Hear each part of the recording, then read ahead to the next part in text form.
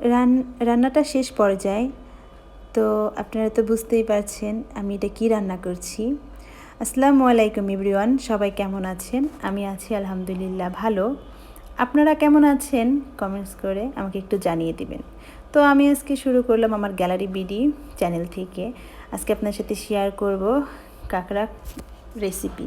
কিন্তু না, এই কাঁকড়া রেসিপিটা আমি বানাইনি। কাঁকড়া এটা আমাকে একজন পাঠিয়েছে, সে হলো আমার ভাবির মা। তো উনি আমাকে কাঁকড়া রান্না করে পাঠিয়েছে। তো শুরুতে আরেকটা কথা বলে রাখি, কাঁকড়া কিন্তু হারাম না, চিংড়ি কাঁকড়া একই। যারা মনে করেন কাঁকড়া হারাম তারা ভালো করে জেনে শুনে তারপরে খারাপ মন্তব্য করবেন, ঠিক আছে? আর যারা জানেন যে না কাঁকড়া খাওয়া হারাম না, তারা তো জানেনি। যাই হোক, আমি এখন আপনাদেরকে এই ভাবির মা পাঠিয়েছে এই রিয়েল গল্পটা আপনাদের সাথে আজকে শেয়ার করব। আমার ভাবির বিয়ে হয়েছে, মানে ভাইয়ের বিয়ে হয়েছে 3 বছর। তো এই 3 বছরের মধ্যে আমি জানতে পারলাম, আমি যখন বাড়িতে গিয়েছি তখন আমি জানতে পারলাম যে আমার ভাবিও নাকি কাঁকড়া পছন্দ করে।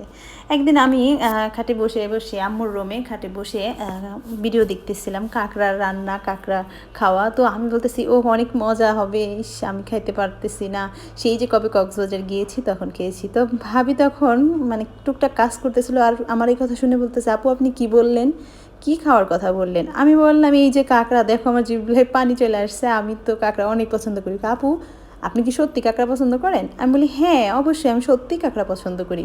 ও আমাকে বলতেছে আপু আমিও না কাঁকড়া পছন্দ করি। আমি কি বলিস? হ্যাঁ, এই 3 বছর মানে এই আপনাদেরকে বলি না কারণ কি আপনারা কাঁকড়া পছন্দ করেন এটাই আমি জানতাম। আমি যখনই আমার বাবার বাড়ি যাই আমার মা আমাকে কাঁকড়া রান্না করে খাওয়ায়। হ্যাঁ হ্যাঁ, কী বলিস এই 3 বছর পরে এসে তুই এটা বলতেছিস? না আপনারা কি মনে করবেন তাই তো বলি না, কিন্তু এই বাড়িতে পেলাম একজন আপনি যে নাকি কাঁকড়া খান, ঠিক আছে? তো এখন এই কথা আবার আম্মু শুনে ফেলছে। আম্মু শুনে বলতেছে ইসি তোরা কাঁকড়া খাস? আমি বলছি কি, এখন আমার ভাবি বলতেছে যে আম্মু আর আমার মার কাছে কাঁকড়া আছে আপু, আমি বাড়িতে গেলে আপনার জন্য কাঁচা কাঁকড়া নিয়ে আসবো।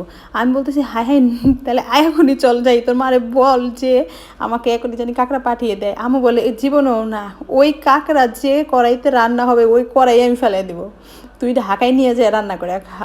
তো কি আর করার, এখন আমি ভাবিরে শুধু বলি ভাবি তাহলে চলো যাই, তুমি আর আমি তোমাদের বাড়িতে যাই। আসলে অনেকবার যাইতে বলে আমি যাই না, কিন্তু এই কাঁকড়ার কথা শোনার পর থেকে আমার কেমন জানি ওদের বাড়ির প্রতি বেশি টান শুরু হয়ে গেলো যে গেলেই তো কাঁকড়া খাওয়াবে। তো যাই হোক, সেটা হলো না, পারে আমি চলে আসলাম ঢাকায়।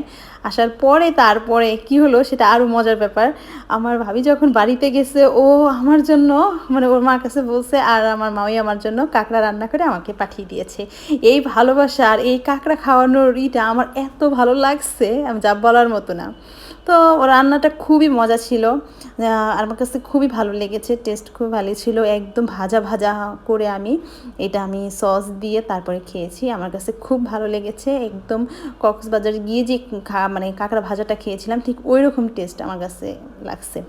তো আপনারা যারা যারা কাঁকড়া খান তারা কমেন্টস করে জানাবেন যে কে কাঁকড়া রেসিপি মানে ভালো করে রান্না করতে পারেন কে, তারা কমেন্টস করবেন। আমি আসলে সত্যি কাঁকড়া রান্না করতে পারি না, কখনো কাঁকড়া রান্নাও করিনি, কখনো কাঁকড়া কিনে এনে কুটিও নি, এটা আমি কখনোই করিনি।